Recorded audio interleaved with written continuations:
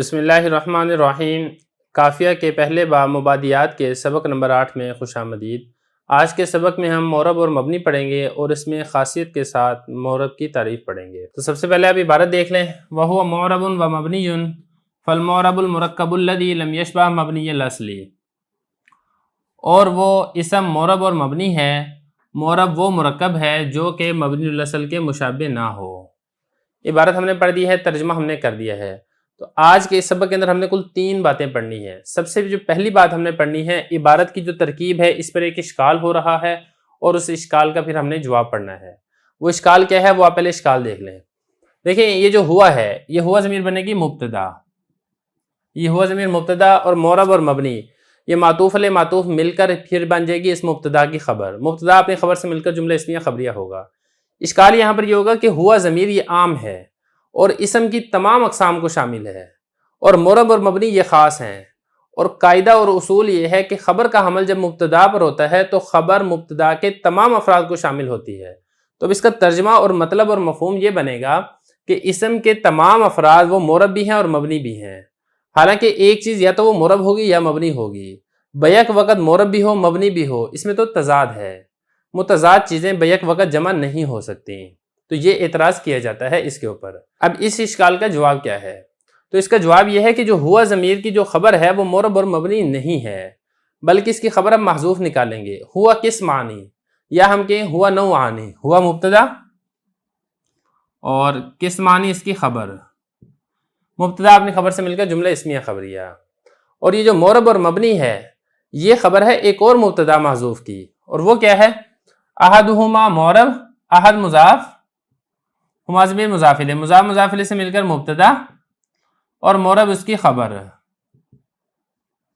مبتدا اپنی خبر سے مل کر جملہ اسمیہ خبریہ۔ اور مبنی بھی اسی طرح، ثانی مضاف ہا ضمیر مضاف الیہ، مضاف مضاف الیہ سے مل کر مبتدا، مبنی اس کی خبر، مبتدا اپنی خبر سے مل کر جملہ اسمیہ خبریہ۔ تو اس طرح یہ جو اشکال کیا جا رہا تھا یہ اشکال ختم ہو جائے گا۔ دوسرے نمبر پر ہم نے یہاں پہ پڑھنی ہے مورب کی تعریف، اور تیسرے نمبر پر ہم پڑھیں گے مورب کی تعریف میں فوائد و قیود۔ تیسرے نمبر پر ہم یہ پڑھیں گے، لیکن ہم چلتے ہیں ابھی پہلے دوسرے نمبر کی طرف۔ مورب کی تعریف کیا ہے؟ دیکھیں مورب یہ اسم مشتق ہے باب افعال سے، اسم مفعول کا صیغہ بھی بن سکتا ہے اور اسم ظرف دونوں کا صیغہ بن سکتا ہے۔ اعرب یعرب اعرابا، اس کا مطلب ہوتا ہے واضح کرنا کسی چیز کو۔ اور نحویوں کی اصطلاح میں مورب کی تعریف کیا کی گئی ہے؟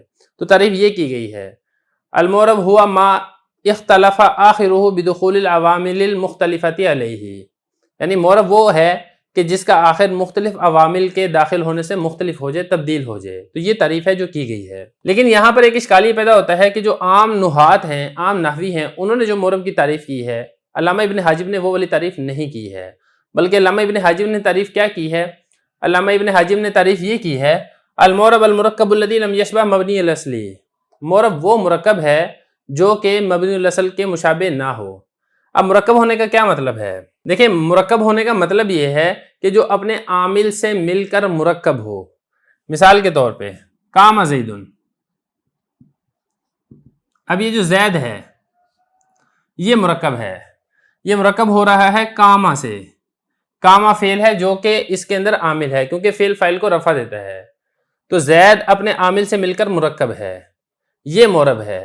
الذی لم یشبہ مبنی الاصل، لیکن مرکب بھی ایسا ہونا چاہیے جو مبنی الاصل کے مشابہ نہ ہو، جیسے قرأ زید میں یا دخل زید، قام زید، کوئی بھی آپ مثال لے سکتے ہیں۔ لیکن اگر ہم کہیں کتب ہؤلاء، اس میں ہؤلاء اگرچہ یہ مرکب ہے لیکن یہ مبنی الاصل کے مشابہ ہے، جس کی وجہ سے اس کو مورب نہیں کہا جائے گا۔ تو یہاں پر اشکال اور اعتراض یہ پیدا ہوتا ہے کہ جو عام نحویوں نے تعریف کی ہے، حضرت نے اس تعریف کو چھوڑ کے اپنی الگ تعریف کیوں کی ہے؟ تو اس کی وجہ یہ ہے کہ جو عام نحویوں کی تعریف تھی وہ مورب کی صفات بتاتی تھی، لیکن جو علامہ ابن حاجب نے جو تعریف کی ہے اس میں مورب کی ذات واضح ہو رہی ہے، اور ذات صفت سے افضل ہوتی ہے، اس لیے ذات کی تعریف یہ بہتر ہے بنسبت اس کے کہ آپ صفات کے ذریعے سے ذات کو واضح کریں۔ تو 2 چیزیں ہوگی، ایک ہم نے اشکال کے اعتراض کا جواب پڑھ لیا، دوسرا ہم نے مورب کی تعریف پڑھ لی۔ اب تعریف کے بعد چلتے ہیں تعریف میں موجود فوائد و قیود کی طرف۔ تو سب سے پہلے ہم کہیں گے کہ اس میں بھی ایک معرف ہے، معرف جس کی تعریف کی جا رہی ہے، दूसरे नंबर पर है मुअर्रिफ। मुअर्रिफ यानी तारीफ, जो तारीफ की जा रही है उसको मुअर्रिफ कहते हैं, और उसमें मौजूद फ़ायदे को। तो देखें जो पहले नंबर पर मुअर्रफ है वो ये मोरब है, क्योंकि मोरब की तारीफ की जा रही है, और जो तारीफ है वो ये यहाँ से है, अल मुरक्कबुल्लज़ी लम यशबह मबनिल असली, ये इसकी तारीफ है। और इसकी तारीफ में जो पहले है अल मुरक्कब, इससे मुफरदात निकल जाएंगे, अस्माए अस्वात निकल जाएंगे, अस्माए मादूदा निकल जाएंगे, हरूफ तहजी निकल जाएंगे, ज़ैद उमर बकर वगैरह सारे के सारे खारिज हो जाएंगे। और जब ये कहा अल्लज़ी लम यशबह मबनिल असली, ये फसल सानी है, इससे वो मुरक्कबात भी खारिज हो जाएंगे जो मबनिल असल के साथ मुशाबहत रखते हैं। तो इस तरीके से ये तारीफ ऐसी हो जाएगी कि जिससे दोनों निकल जाएंगे, और तारीफ सिर्फ और सिर्फ खास रह जाएगी मोरब के साथ। तो तीन चीज़ें हमने पढ़ ली हैं, इश्काल का जवाब भी पढ़ लिया, मोरब की तारीफ भी पढ़ ली, और तारीफ में मौजूद फ़ायदों को भी हमने पढ़ लिए हैं। लेकिन जहाँ पर आपने मोरब की तारीफ पढ़ ली है तो वहाँ पर मोरब की वजह तस्मीया इसका समझना भी ज़रूरी है कि मोरब को मोरब क्यों कहते हैं। तो इसको आप ये समझिए कि मोरब ये बाब फ़ाल से है, आरबा युरिबु इराबन, इसका मसदरी माना लुग़वी माना होता है ज़ाहिर करना, और मोरब इसी बाब से इसम मफ़ूल इसम ज़रफ़ का सीगा है। तो मतलब ये होगा अगर तो इसम मफ़ूल हो तो ज़ाहिर किया हुआ, और अगर इसम ज़रफ़ वाला आप करें तो मतलब होगा ज़ाहिर करने की जगह। तो चूंकि इसमें मोरब पर भी इराब ज़ाहिर किया जाता है इसलिए इसको मोरब कहते हैं, इराब के ज़ाहिर करने की जगह है, या यहाँ पर इराब को ज़ाहिर किया जाता है। तो ये है मोरब की वजह तस्मिया। मोरब की तारीफ आपने पढ़ ली है, तारीफ में मौजूद फ़ायदे कुयूद आपने पढ़ लिए हैं, मोरब की वजह तस्मिया आपने पढ़ ली है। एक चीज़ रह गई है मोरब का हुक्म। मोरब का हुक्म हम इंशाल्लाह अगले सबक के अंदर पढ़ेंगे।